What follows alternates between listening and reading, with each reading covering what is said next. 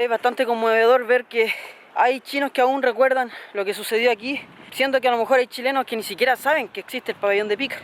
Y aquí tenemos el monumento que le hicieron a ellos. De verdad, muy lindo.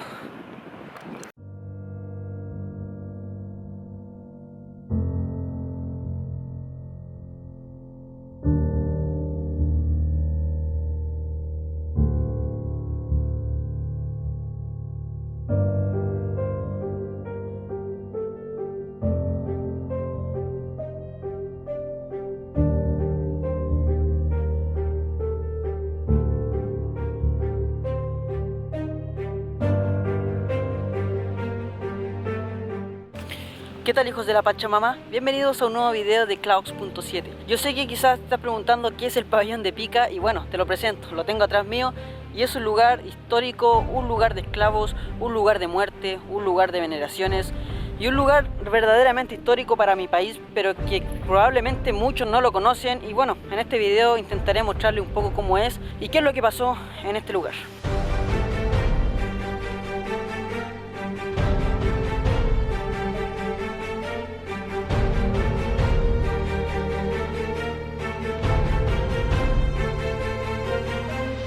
Pero primero que todo déjenme decirles que el pabellón de Pica tiene 320 metros de altura. Está rodeado de acantilados y en el pasado fue el hábitat, bueno, hasta el día de hoy en realidad, de muchas aves las cuales depositaban su guano, o sea, hacían caca ahí. Está ubicado a 80 kilómetros al sur de Iquique y en el pasado fue el lugar, el hábitat, en donde vivían más de 4.000 personas, en su mayoría puros chinos. Pero bueno, el momento más importante de esta ciudad, de este pueblito, digamos, o de este monumento que tenemos detrás mío, fue en la época del guano, cuando Estados Unidos y Europa pedían demasiado guano, ya sea como fertilizante o para otros tipos de usos que también tiene. El día de hoy el pueblito ya prácticamente se encuentra en ruinas, el que tenemos atrás. En el año 2010 un grupo de investigadores reunieron materiales para poder declarar este sitio como monumento histórico, y de verdad sí que lo vale. Sí que debería ser monumento histórico porque de verdad tiene mucha, pero mucha historia.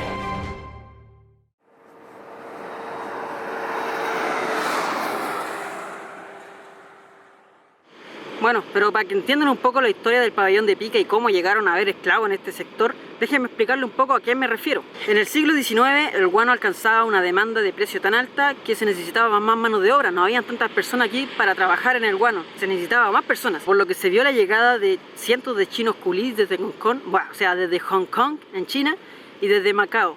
Esto era por traficantes que habían allá de personas que los engañaban y los traían hacia acá. Bueno, pero ¿por qué venían hacia acá los chinos? Era porque en China de verdad que estaba la embarrada. Estaba la rebelión de Taiping que los tenía verdaderamente en la miseria, por lo que era mucho mejor emigrar a cualquier lugar antes que estar en China en ese momento. Y de esto se aprovecharon algunos portugueses que eran traficantes y engañaban a la gente y les decían: oigan, vengan para Sudamérica, que de verdad aquí iban a tener una vida totalmente diferente a la que están teniendo ahora, por lo que muchos chinos decidieron venir hacia acá. Bueno, en ese momento acá en donde estoy ahora era peruano, porque ahora es chileno, después de la Guerra del Pacífico. Y fueron muchos los chinos culís que llegaron a esta parte del mundo. Llegaron a diferentes partes de Perú como también al norte de Chile. Bueno, pero al llegar aquí los chinos lamentablemente se encontraron con otra situación, que era prácticamente una vida de esclavos. Trabajaban casi todo el día y dormían muy mal, dormían hacinados y les daban muy poca alimentación.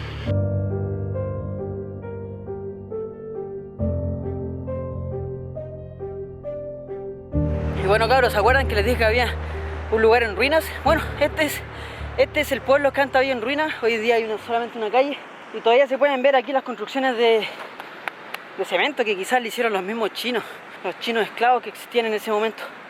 Esta puede haber sido una casa. Acá tenemos una escalera para entrar a la casa y acá también otra escalera. Miren ahí lo que dice: julio de 1949. O sea, tampoco es algo tan moderno. Acá tenemos más casas en ruinas. Se dice que quizás el choclo que acostumbraban a comer los chinos culís.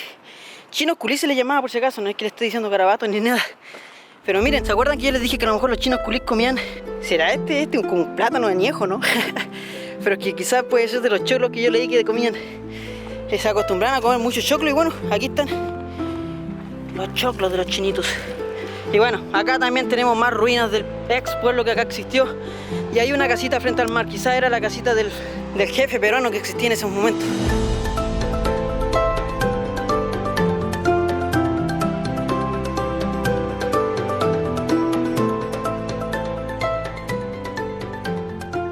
Hasta el día de hoy aquí en el sector, atrás en el pabellón de Pica o en este pueblito que tenemos acá, todavía se ven rastros de cadenas o rastros de comida que comían los chinos, obviamente comían, que describen el lamentable trato que ellos recibían en este sector. Muchos eran expuestos, los que se portaban mal los exponían, ya te portaste mal, entonces te vayas a sentar ahí y te ponís frente al sol, amarrados a cadenas, hasta que morían. Otros, era tanto el trato inhumano que algunos decidían lanzarse desde los precipicios, de ahí, ¿dónde está el pabellón? Ahí está. Desde el pabellón de Pica, que lo pueden ver que es gigante, se decidían lanzar, porque más allá hay acantilado, entonces ellos decidían lanzarse desde los acantilados para no seguir sufriendo esto, y ellos pensaban que al morir podían volver a su país natal, a China, en la reencarnación. Ellos pensaban en la reencarnación. Se empezó a hacer como tipo moda, o se hizo más popular el suicidio, la muerte, o algunos decidían comer mucho opio y suicidarse de esta manera. Los hacendados o patrones o jefes de los chinos que eran peruanos en ese entonces empezaron a ver que muchos chinos estaban empezando a suicidar, por lo que para desalentar esa opción de suicidarse decidieron poner a los mismos chinos a quemar el cuerpo de sus amigos, de sus otros chinos esclavos. ¿Y cuál era el objetivo principal? Que al ser quemados ellos ya no podrían reencarnarse, porque esa era la creencia que ellos tenían. Al ser quemados su alma quedaría en pena y no volverían a su país donde ellos querían volver, a China. Así que de esta manera los hacendados o jefes o patrones decidieron cortar de cierta manera la ola de suicidios que estaba ocurriendo en este sector y seguir con el trabajo y seguir ganando dinero a cuesta de los esclavos chinos que habían aquí. Bueno amigos, y abajito del pabellón de Pica está ese pueblito, llamado pueblito de pabellón de Pica. Y aquí algunas personas de Iquique vinieron hasta el sector del pabellón de Pica para hacer este monumento, este monolito, en honor a todos los chinos culís fallecidos en este sector, los cuales se suicidaron o simplemente eran esclavos o simplemente murieron en el lugar por las malas condiciones en las que vivían. Y aquí podemos ver el monumento que le hicieron. Le dejaron flores, están un poco secas ya por el sol, obviamente, aquí el sol es tremendo. Podemos ver ahí que tienen, para que me crean, tiene, bueno, sale mi cabeza, pero aquí pueden ver que hay letras chinas, las cuales no sé qué dirá, pero bueno, son letras chinas. Aquí tenemos la cruz y aquí está en español.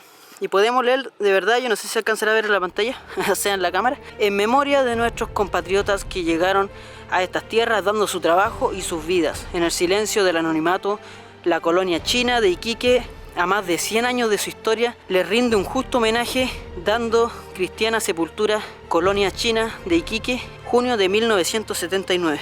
Es bastante conmovedor ver que hay chinos que aún recuerdan lo que sucedió aquí, siendo que a lo mejor hay chilenos que ni siquiera saben que existe el pabellón de Pica. Y aquí tenemos el monumento que le hicieron a ellos. De verdad, muy lindo.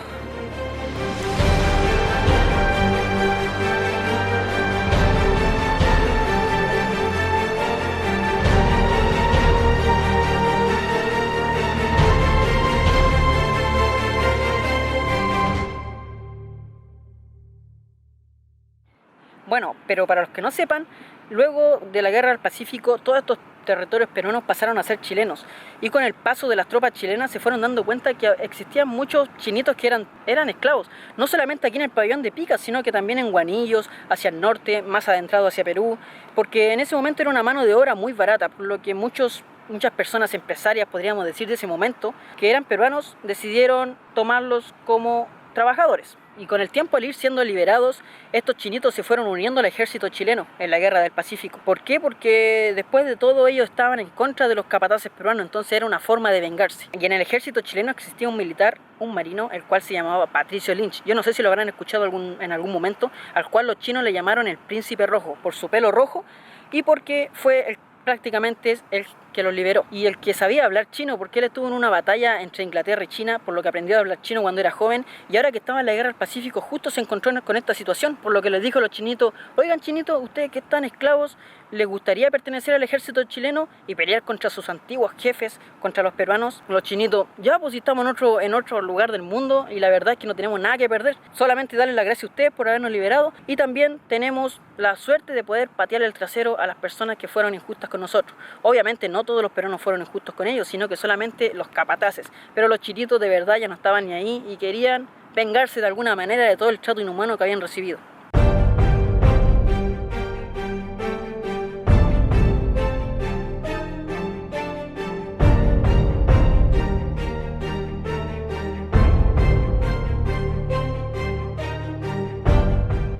Y bueno, después, antes de la batalla de Chorrillos, los chinos decidieron hacer un pacto, al cual le llamaron el Pacto del Gallo, en el cual degollaron un gallo y se bebieron la sangre junto con los soldados chilenos y decidieron luchar y dar su vida por Chile. Así fue como los chilenos después fueron liberados y pudieron quedar libres. Pero también este pabellón de pica, al cual tengo atrás mío y el cual no me voy a adentrar muy adentro, digamos, porque es un poco peligroso con los acantilados, pero hasta el día de hoy se pueden apreciar cadenas hacia el sector de allá, se pueden apreciar los puentes por donde trabajaban los chinitos sacando el guano y bueno, muchos detalles más, pero que no voy a exponer mi vida por el video. Yo sé que ustedes me creen y si no pueden investigar también.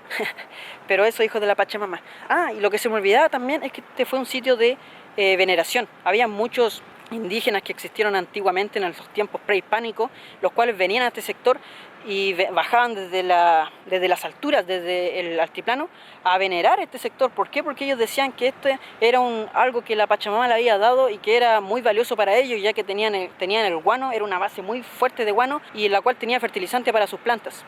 Y bueno, hijos de la Pachamama, espero que les haya gustado este video. De esta manera me despido de este video porque encuentro que ya tengo un poco la misión cumplida de haberles contado la historia tan importante que sucedió aquí en el norte de Chile, en este sector que quizás muchos han pasado entre Antofagasta, entre Tocopilla y Iquique, y no saben lo que es, solamente ven un montón de piedras y un montón de piedras blancas que, bueno, es caca de gaviota, pero que fue muy importante en tiempos anteriores, en tiempos antiguos. Espero hayan aprendido un poco más de cultura el día de hoy. Y eso, hijos de la Pachamama, cuídense, no olviden suscribirse al canal, es totalmente gratis porque seguiré subiendo videos nuevos. Dejar su comentario si es que les gustó el video y nos estamos viendo el próximo fin de semana con un video nuevo. Adiós, hijos de la Pachamama.